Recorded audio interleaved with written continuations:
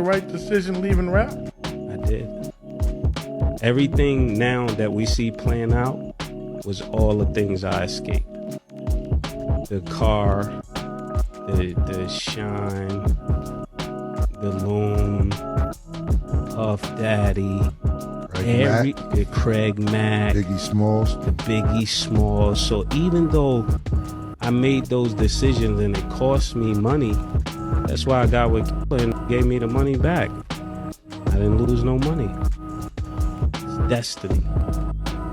This whole Diddy's hire ex-workers going on a press tour has been wild, and the information that they revealed is just too much for my ears. So one of them workers who actually testified in the Diddy trial has gone on a press tour trying to publicize his book, and he has left everyone shook from Cameron to Vlad. TV to Mase, who had first-hand experience with Diddy. This dude, the Punisher, aka Sherry Hayes, has freak-off stories for day, one of which involves him getting off on Diddy. When Shy was hired, he didn't even know he was walking into that kind of situation the first time he got the call, according to his own words. Cassie hit him up under a fake name Janet and said it was her birthday, claimed her husband allowed her to hire a dancer, just a private party booking. She gave him the date, the time, and the address. He quoted her around $200, no red flags at first. That's just business, as usual for him. Like they was just hiring a regular party. Cassie hit me directly, said her name was Janet, and said it was her birthday. So her husband said she could hire a dancer. So I just booked it like a regular party. At the time, it was like $200. I gave her a quote. She said she was going to be there with some friends. They gave me an address and the time to show up. And I'm thinking I'm showing up to do a party, just a regular little striptease. The way they found him, just regular SEO. Shy's business is tight. If you search male strippers for hire in NYC, his site pops up. So Puff and Cassie didn't target him specifically. They clicked a link, made a call, and he happened to answer. My business is like SEO, so Google searches. So if you go online in the New York City area and you put in male strippers for hire or whatever, my website's gonna come up. So they just clicked on the website and called the number, and I just happened to pick up the phone. It wasn't, I don't think they were looking for me specifically. Right. I just picked up the phone. Got you. According to Cher, he pulled up thinking it was a private party, but the location was a high-end hotel, which is what continued for the rest of their professional relationship. We're talking Trump Tower, Essex House, and another spot on Central Park West. He couldn't even name off top. Every single place was next level luxury. He said one of those suites, the London hotel, was going for $30,000 a night. Just the setting alone told him this wasn't your average private event. Along the lines of super high-end, super suites. One of the suites, man, in the London hotel, it was so crazy when I got out of it. I Googled it, and the joint was like $30K a night, yo. Wow. I've never seen nothing like this in my life, man. The hotel room looked like, you know that scene in the Titanic when they walk in that ballroom and the stairway well comes down? And when he got there, Cassie made one thing clear: this wasn't just a personal pleasure experience. It was a scene, candles everywhere, all the furniture covered with white sheets, a single chair set up across from a large sofa, and that husband she mentioned would walk and later sit in the corner of the room and just watch everything and gave commands. Cher said Puff never spoke to him directly, not once. All instructions were passed through Cassie. If Puff wanted the angle changed, more oil applied, or the lighting adjusted, he'd tell her, and she'd pass it along. Started with him in the room. Okay. It would only be me and her, and she said at some point her husband's gonna walk in, and I'm not supposed to acknowledge him, look at him, act like he's not even in the room. Right. So we'll be like on the couch, let's say on one end of the room, and then like on the far end of the room, it'll be like a table with a chair.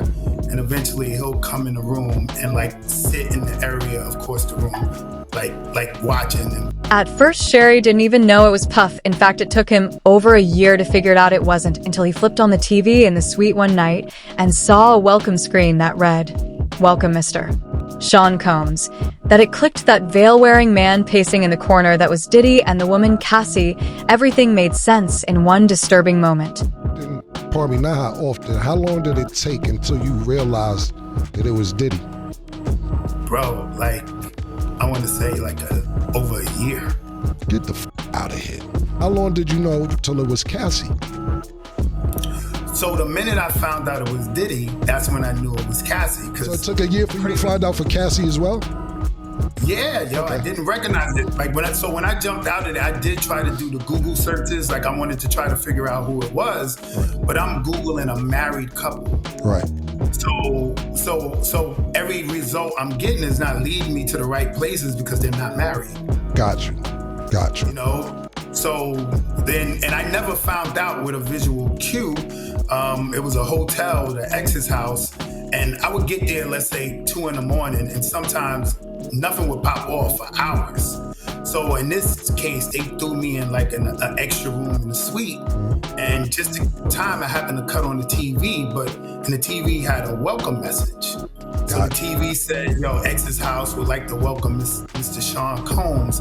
And I'm like, yo, this is crazy. Like, I had no idea, man. So that's how you found out that it was Cassie. What makes it worse, Diddy didn't just watch, he participated in his own twisted way. Sherry described Puff pacing back and forth without clothes except for a Muslim-style veil that only revealed his eyes, and in his hand a bottle of Astroglide. Puff would stroke himself and make commands or gestures, never to chair directly, only to Cassie. You know, it was obviously something he was into in terms of visually watching this, yo. So what was being done with the Astroglide though?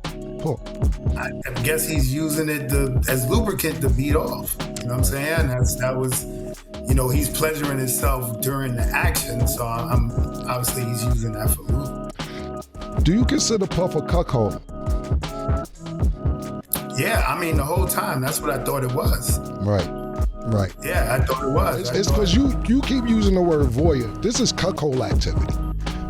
Yeah, without a doubt. Yeah, we're gonna step it up to cuckold. Yeah. So I'm saying voyeur because that's what she said to me. But it didn't stop there. In one session, after Sherry had been working with them multiple times, Puff escalated it. They were in the bedroom this time, not the living room. Puff started walking around the bed while Sherry and Cassie were getting into it. Then out of nowhere, Puff threw a stack of $100 bills on the bed and said, "I'm enjoying this." That money ended up being Char's pay for the night, $2,000. That was his standard rate per session. Sometimes he'd do 3-day runs Friday through Sunday and make $6,000 in one weekend. So in the bedroom, he's in a closer proximity because he's walking around the bed. And at some point, like almost at like the strip club, he took like a stack of hundreds, just threw it on the bed while we was, while me and her was having sex, and we both was like, what's going on? And he just was like, nah, I'm enjoying this shit. And, you know, we just kept doing what we was doing. Right. Every single time I came, it was $1,200 or $2,000. But like I said, sometimes I could come 3 days in a row. Right. So be $1,200, $2,000, $1,200 for that. You know what I'm saying? For that session. 3 days. Yeah, exactly. Gotcha. But despite the cash, Sherry made one thing clear. He was never comfortable, especially after realizing it was Diddy. The paranoia kicked in heavy, not because of what was being done to him, but because of what could possibly go down. He'd grown up in Harlem. He'd heard the rumors. He even mentioned that at some point when Puff would speak, he thought he heard phrases like, "I wish I could enter him." His nerves were shot. He started popping pills just to get through the sessions, just to stay hard and finish what he was paid for. The whole time I'm semi-paranoid. Like I wrote in my bro, for real, I got a hearing problem. Right. And sometimes when he would give her directions, I would hear like something completely different. Like he'll say, "Yo, I like the position you in," and I'm like, "Yo, did he just say I wish I could penetrate him?" Like, you know what I'm saying? When asked if he ever went without protection with Cassie, Sherry said, yes, multiple times. The first time it happened, Puff actually gave verbal permission. Go ahead, have a good time. After that, it became routine. And every time he was required to climax on or around her, never inside. That was mandatory. The session couldn't end unless that happened. At him, and he was like, "Yo, go ahead, have a good time." And I was wild reckless. I just was what it was. So it's only one time you went raw. You repeatedly. That was, let's say that was the 4th time, and then it was every time to the last time. Gotcha. He revealed all of this info on Cameron podcast, and his reaction was hilarious, to say the least. Man, I was just trying to come through to, you know, come up whatever way I could with that easy money, how I saw it. I ain't knocking my nigga. How was that though?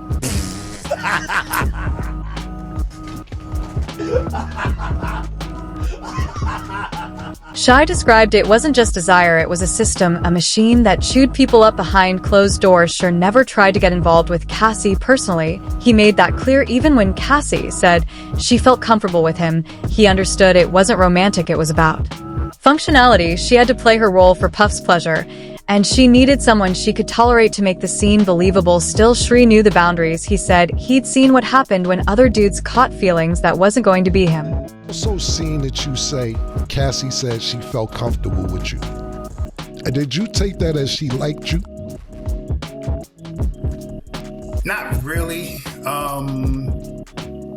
I knew it was clear, man. This was something we were setting up for her dude, right? At the time, I'm thinking her husband, because she said this to me the very first encounter, right? So I didn't think it was a personable, she's into me.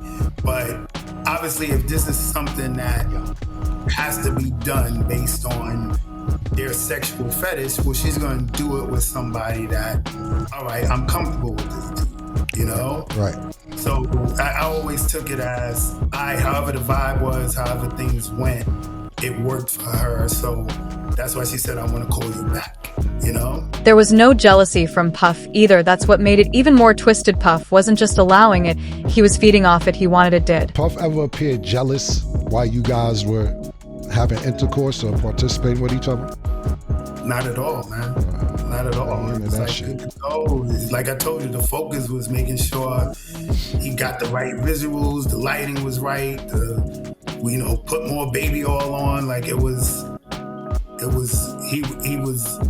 into it from an enjoyment standpoint, not. Yeah. So, but you saying he basically never was jealous. Cassie ever reach out to you without Puff? Nah. Didn't stop there. Sure even claimed that Diddy once asked him to bust on him, and now Mase, who worked very closely with Diddy, is reacting to this entire mess. The pain and trauma that came from being associated with that label was too real, too deep. Right decision leaving rap? I did. Everything now that we see playing out was all the things I escaped. The car, the shine, the loom, Puff Daddy, Craig Mack, the Biggie Smalls. So even though I made those decisions and it cost me money, that's why I got with and they gave me the money back. I didn't lose no money. It's destiny. Mase said that he is also ready to visit Diddy in jail if he tries to drag him into this mess. Next week, I want to put it out to the fans. I'll let the fans vote on it. Unless you want to vote on it, they asking me to come to the Diddy trial. You think I should go this week? It's up to you. I don't know your relationship. Mm. What is your relationship? Why you gotta use relationship as a word? I mean, that's what it is. I don't know what else you want me to say. How y'all cool and not cool? I don't know what else you want me to say. Nah, just a few people reached out to me, asked me, was I going out? I was just trying to figure out a way I could go at least a day. Am I going? Yeah. I'll go with you. If you're going, I'm gonna go with you. If you going, I'm gonna go with you. Yeah. Just me randomly going? Nah, I ain't going by myself. If you want to go. Trust the internet has a lot to say about this nasty mess. One user said, Puff pacing back and forth beating his joint has to be traumatizing. While another said, well, Diddy mask has fallen off, he now has to deal with the consequences of his actions, which means he will suffer mentally and physically, and the jailhouse will be his home. What's really going on behind the scenes here? Let us know your take down in the comments. And if you're all about the unfiltered stories and straight up talk, go ahead, tap that like, hit subscribe, and check out what's coming next.